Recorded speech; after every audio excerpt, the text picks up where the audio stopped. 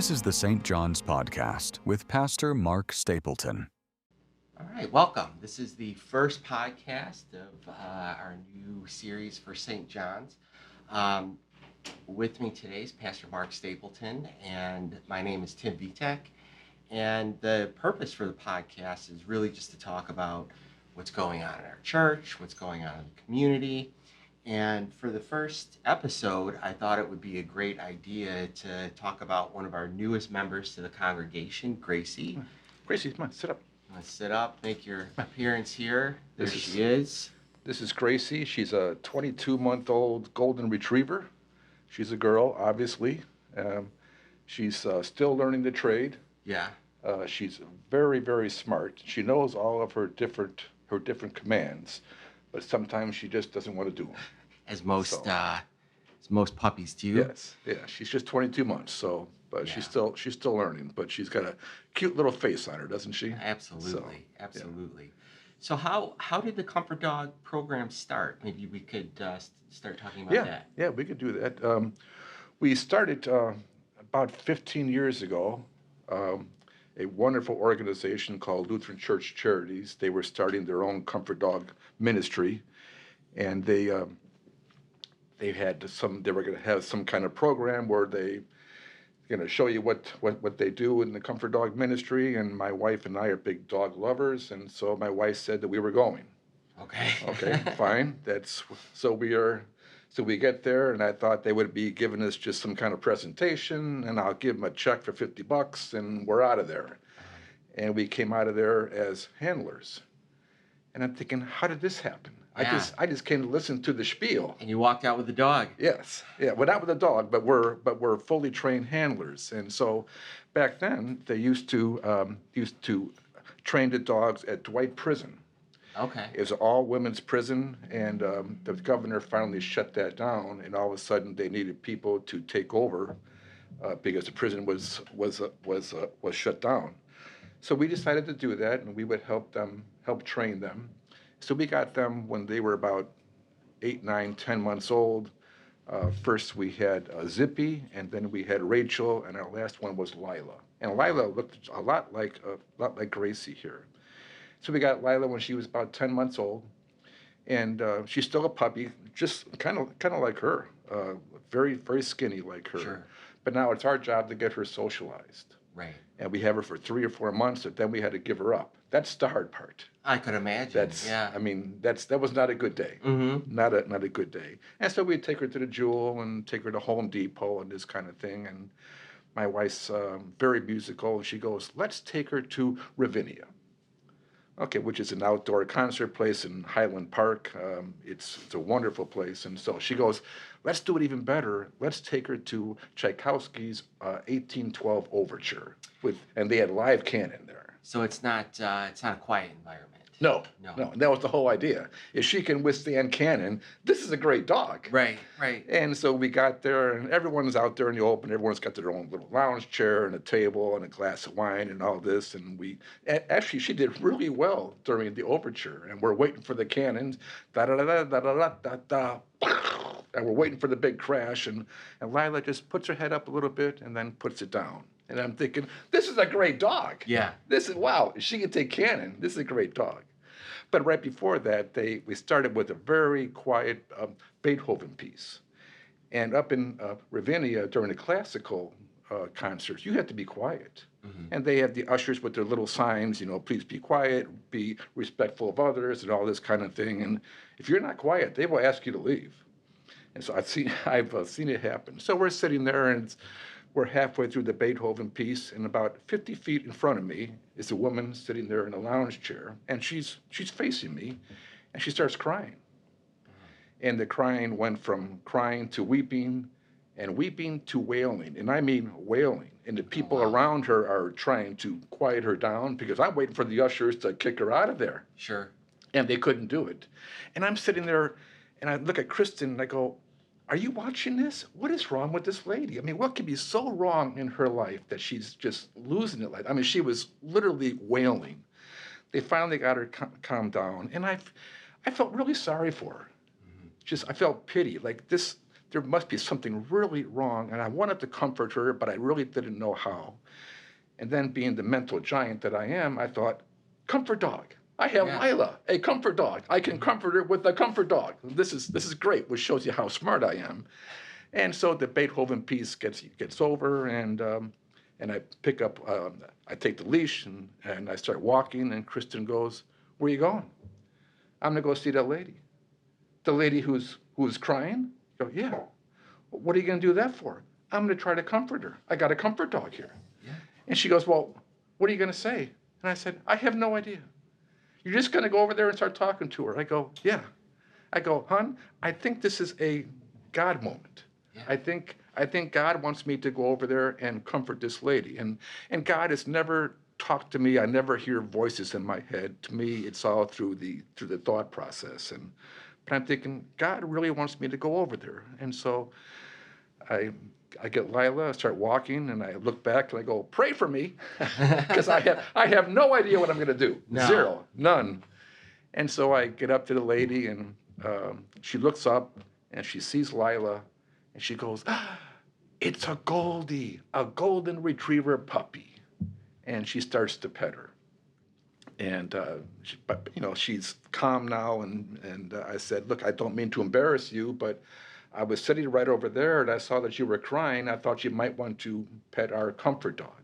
Oh, thank you so much. That's really wonderful. And she's petting her, and things seem to be going very, very well. And then I decided, well, why don't we show off? I should not have done that. Sure. And there's something, one of the different commands for a comfort dog is to do a visit. Mm-hmm. And a visit where she puts her, this is the person's knee, she puts her snout on the person's knee and looks up with the big puppy dog eyes, and it's very, very cute, okay? Yeah. Mm-hmm. And I go, Lila, visit, okay? And she does this and looks up with the big puppy dog eyes, and the lady starts crying. Oh. And the crying went from crying to weeping, and now she's wailing. Oh. And I'm thinking, Mark, you've overstepped the mark. What, Mark, what have you done, you idiot? I just made it worse. And so I finally got her calmed down, and it took a while. And all the while, Lila is doing multiple visits on the lady's knee. She's going visit. Okay, and she's like eating corn on the cob, going back and forth. She must have done 50 visits like this. And Lila's saying, lady, I can't do any visits any better than this. You need to calm down. And Lila is all wound up. The lady's all wound up. It's just a total disaster. And I finally get her calmed down. Lila finally stops doing her visits and lays down. And she says, I'm very sorry, but when I was a little girl, 6, 7 years old, the first dog that my mother gave me was a golden, just like her. Yeah. It looks a lot like her, just like your dog. And it brought back fresh memories. And my mom, right now, as we speak, has inoperable brain cancer. Oh. And they can't do anything. And my mom's going to be dead within a couple days. Wow. And I don't know what to do. And all I do is worry. That's all I do. And this worrying is so intense, it's literally consuming me. I can't eat, I can't sleep, I can't drink, I can't do anything. I can't function as a human being because I love my mom so much, and she's dying, and I can't do anything about it. And it just so happened, not by happenstance, it's the providence of God, that the very next morning I was giving a sermon on Luke chapter 12, which is, why do you have anxiety in your life? Do not worry. Who you by worrying can add a single hour to your life? I am pleased to give you the kingdom. And I made my 15-minute sermon into a little 3 or 4 minute sermonette, and I'm giving this lady the gospel by using Luke 12 and by using Lila, the dog. And it wasn't terrible.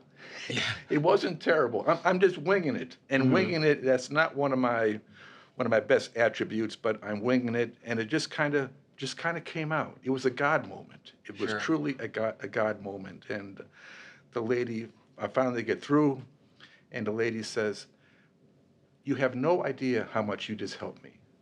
Wow. And I forgot all about God in this. And my mom is very religious, but I'm not. But I need to go home and I need to read Luke chapter 12. I need to do this because I forgot about God in this. And I know that if I go to him, God will stop me from worrying. She goes, you have no idea how much you and your dog have helped me. Wow. And so I prayed with her, and I said, okay, Lila, it's time to go. And that's the last time I ever saw her. Went back to Kristen, and she goes, well, how did it go? And I go, it wasn't terrible. It wasn't terrible. And but she kept saying, you have no idea how much you've helped me. And that always stayed with me, because here at St. John's, that's what we have. We have people here that will help you.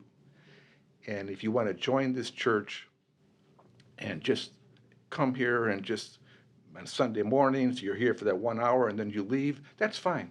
Okay, we have no problem with that. But if you want to come here at 47th and Brainerd, and number one, we have a dog here that you can pet all the time. But if you want to come here, we have people here that truly care about you. And I love this church. The best part about this church is the people inside the church.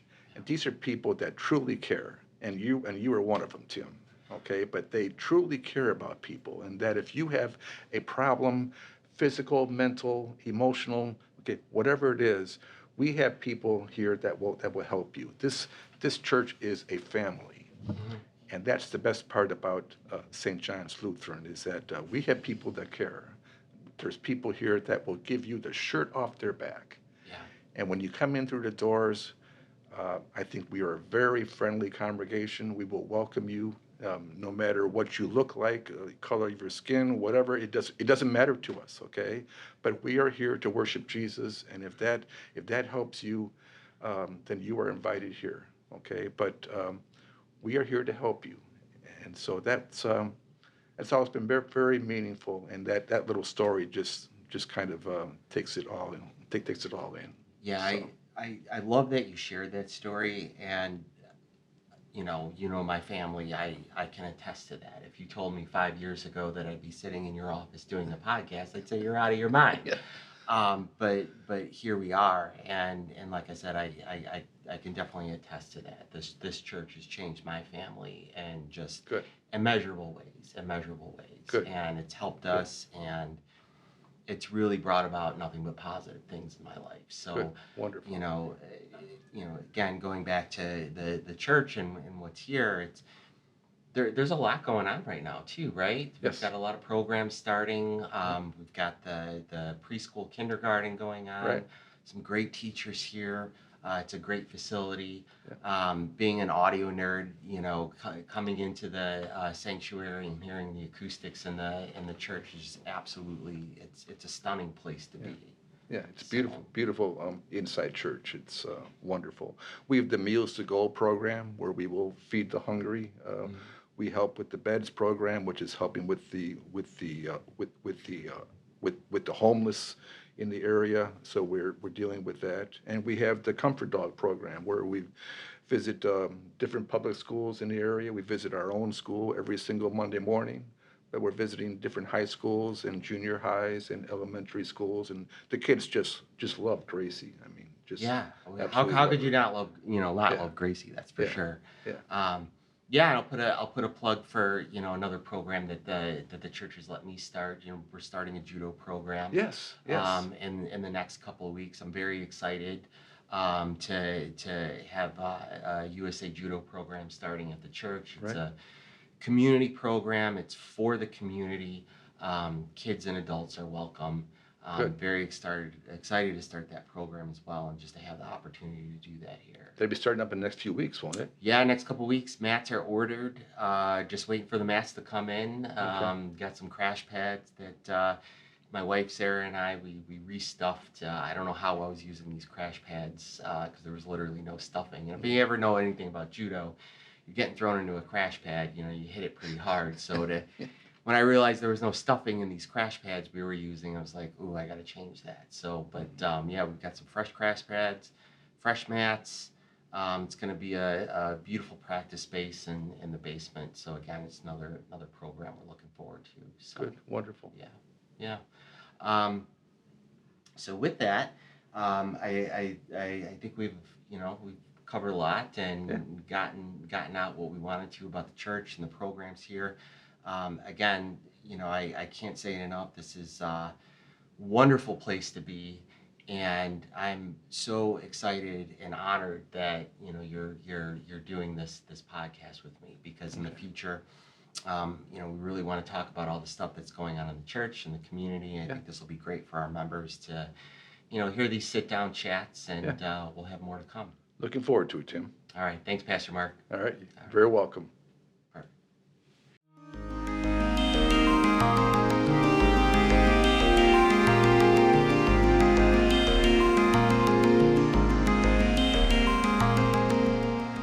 This is the St. John's Podcast with Pastor Mark Stapleton.